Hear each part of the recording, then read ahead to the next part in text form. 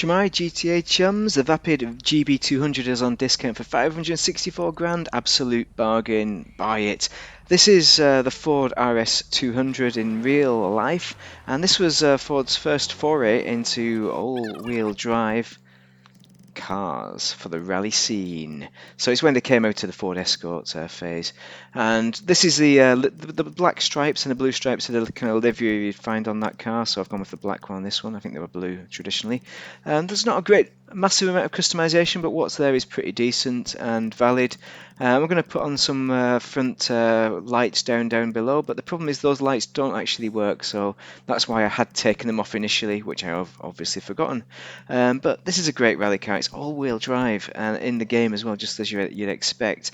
It also caused one of the worst World Rally Championship accidents with 3 spectators killed. Another crash killed a co-driver as well. So it was, in many ways, a bit of a death trap because it's a highly tuned rally car with 350 to 450 HP. Very nice, Group B rally. But yeah, the spoilers are terrible, got to be honest. But so I put that kind of top spoiler on. Although it doesn't seem to have any difference according to the stats, it would affect it, no doubt. Those lights as well, the rally lights on the front, it's all going to be a rally build. You can remove the rally lights, but it's just a rally car. I don't see a reason to build it not as a rally car. We could go orange on those rims as well, just to contrast the green. Gone black, which is much more classic. You don't want to limo out the windows, not just because it's rally, but look at that engine in the rear. You can see the pulleys moving and everything. So it's a really clean looking car. I mean, I suppose you'd argue like the front end isn't too good, too rally looking. That could do with a bit of work perhaps. But for 560 grand, it's decent enough customization. But it's really for the fun time performance you're going to get out of it. It's a little bit like the other Ford car, which is on the podium this week, the Flash GT, and that's all-wheel drive as well. But I think this is more forgiving.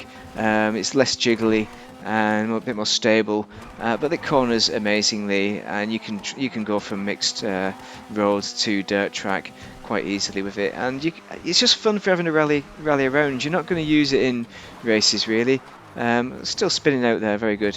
I should tell you that I've sped up the customization because I lost my microphone recording during the recording of this video, which is why I'm doing postscript.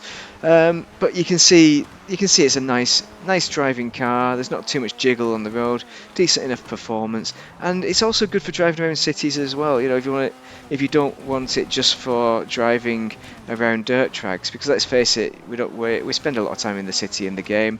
But certainly if you don't spend time in the city, then this is the car for you for having some rally fun. And it just brings a smile to my face driving this. It's one of my favourites for driving around this little segment where you're moving from road to dirt track. So you saw the lights not working there. There we go, the lights down below not working terribly.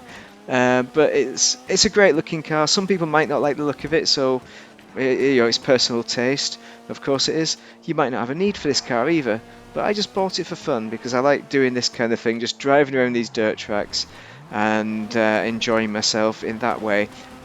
Being all-wheel drive, it's very forgiving and very good for this kind of business. So plenty of grip. He says spinning out on the corner there, and no better place to do it as well because the scenery with the mountains is excellent.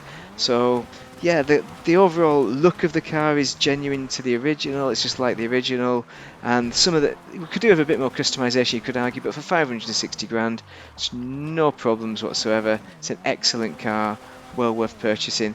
The engine sound, it's not as good as the RS Classic that's out this week, the tuners one, and you obviously can't race it in tuners races.